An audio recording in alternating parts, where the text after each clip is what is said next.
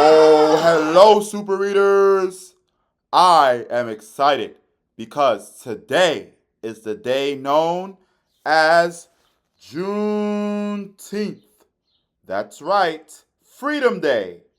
Do you know all about Juneteenth?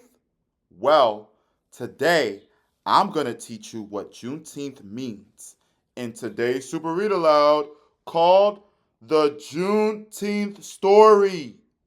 Are you ready to find out what this special holiday is all about? Well, let's get started. The Juneteenth story celebrating the end of slavery in the United States. The story of Juneteenth started hundreds of years before it was ever celebrated. On July 4th, 1776, Independence Day, America broke away from British rule and was finally able to bask in the light of freedom.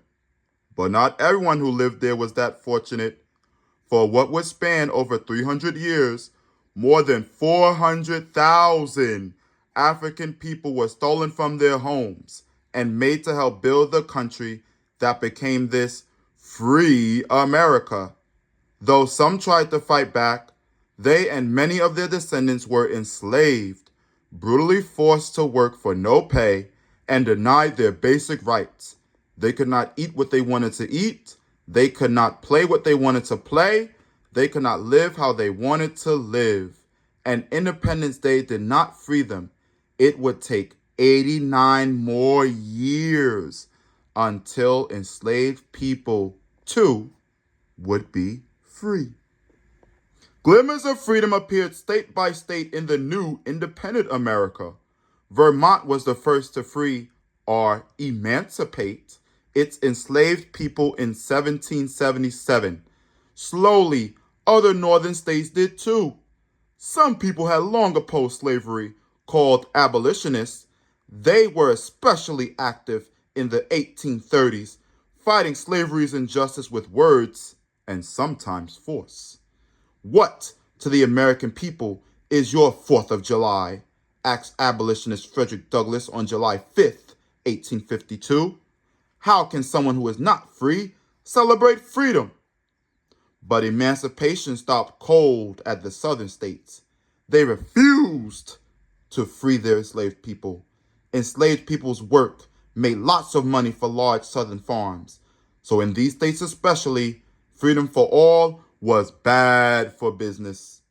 Abolitionists worked hard to end slavery, but in some states, enslavers, those who held enslaved people, worked just as hard to keep it going.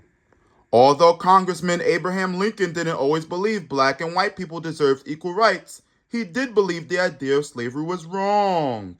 When he was elected president in 1860, 7 southern states did the unthinkable and broke away from the United States of America. They left the nation to form a new country called the Confederate States of America, sometimes called the Confederacy, where slavery would remain legal. On April 12, 1861, the Civil War began. Southern states versus northern states, Confederacy versus Union. The North entered the war because they did not want the United States to break up into 2 countries. However, eventually the war became a battle to end slavery. As the Civil War continued, President Lincoln took steps to end slavery. On January 1st, 1863, he issued an order called the Emancipation Proclamation, declaring all enslaved peoples in the now 10 states of the Confederacy forever free. The 13th Amendment to the Constitution was passed 2 years later, after the Civil War ended, officially freeing all enslaved people in the United States. Wow, the Emancipation Proclamation. What a document. Slavery had become illegal, but in Confederate Texas, enslavers kept that news a secret. What? The big state of Texas was far from where most of the battles of the Civil War were being fought, so no Union soldiers were close enough to make sure the new laws were followed there. Texas farm owners had crops to harvest and sell. Without enslaved workers, who would pick them? The Civil War had ended, but enslaved Texans were not told the truth. They continued working because they didn't know that they were actually free. They didn't even know that slavery was illegal. The Confederacy surrendered to the Union on April 9th, 1865, but it wasn't until June 19th, that's a special date, that Union General Gordon Granger arrived in Galveston, Texas. The war now over, he declared his General Order Number 3. The people of Texas are informed that, in accordance with a proclamation from the Executive of the United States, all slaves are free. 900 days after the Emancipation Proclamation, 89 years after Independence Day, 339 years after the first enslaved Africans came to the land that is now America, the secret was finally out. Freedom now belongs to enslaved people too. Look at the celebrations happening as they are now officially free.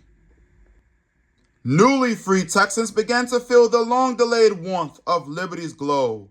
As the news spread, they prayed, ate, and sang in celebration, though some were still in shock. Others left right away to search for and reunite with long-lost family members from whom they had been separated by slavery.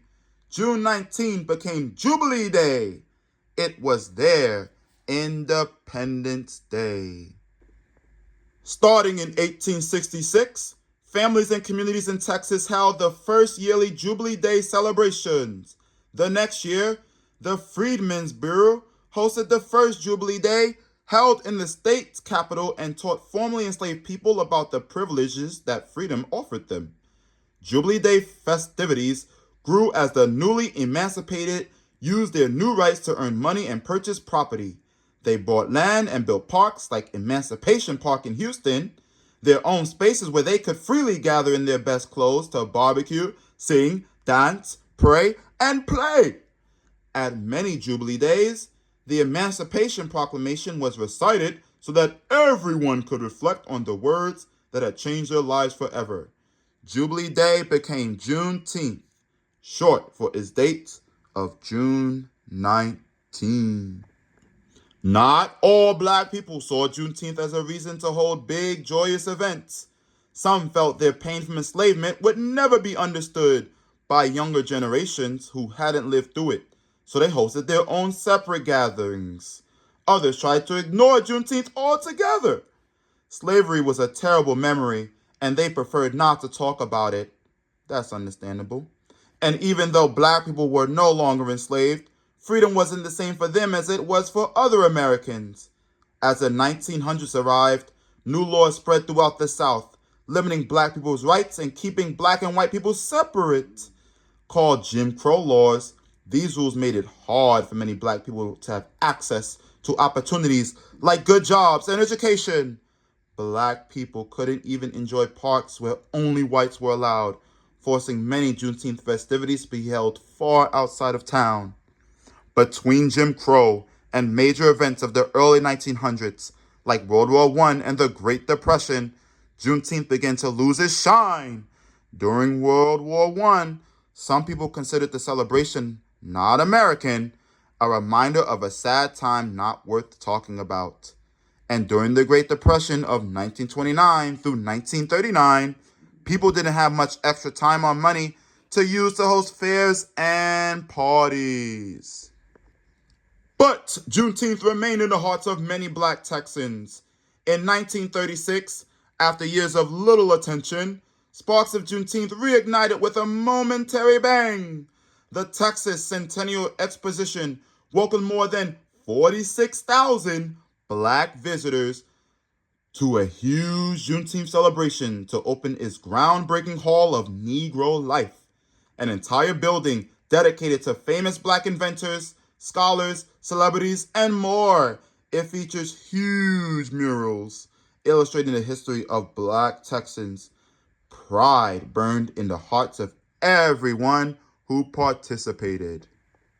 As time passed, Black people, especially in the South, grew tired of Jim Crow laws casting shadows on their rights.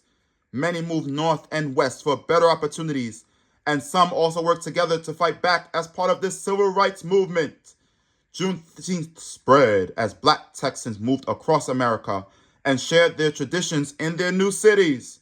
In the civil rights movement, activists even made Juneteenth part of the 1968 Poor People's Campaign in Washington, D.C., a march for fair access to jobs and housing for people without them. More than 50,000 people took part, and many brought Juneteenth with them back to their homes around the country. In the 1970s, as America prepared to mark 200 years of independence, many black people remembered Frederick Douglass's words and realized something. Their freedom was not 200 years old. For some, Juneteenth now symbolized their Independence Day.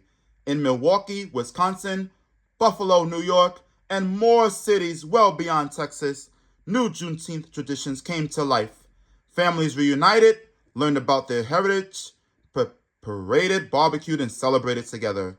Their festivals grew larger each year. In Texas, Juneteenth festivals continued, and some celebrations, like Austin's, which has stopped for 25 years, were revived.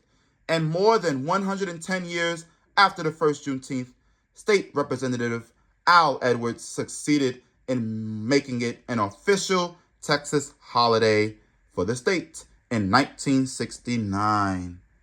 Wow, look at some of those Juneteenth celebrations. Though Juneteenth has long been recognized in many communities, most Americans still didn't know about it or its history. But a series of horrific events in the weeks before Juneteenth 2020 and a resurgence of Black Lives Matter protests in response put a long overdue spotlight on how poorly black people have continued to be treated in America. Those events and the decades-long efforts of activists and government officials helped Juneteenth finally start to get national attention it deserves. On June 17, 2021, over 150 years since the first Jubilee Day, it was made an official American holiday. Falling just weeks before Independence Day each year, Juneteenth is a time to remember and celebrate our enslaved ancestors' strength and perseverance. But it also reminds us to keep working toward the American dream, liberty and justice for all.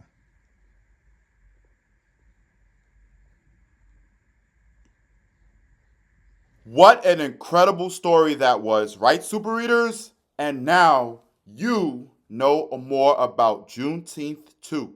So every June 19th, make sure that you celebrate freedom. I can't wait for our next Super Read Aloud together and to see you again very soon. But until then, Super Reader Man, out!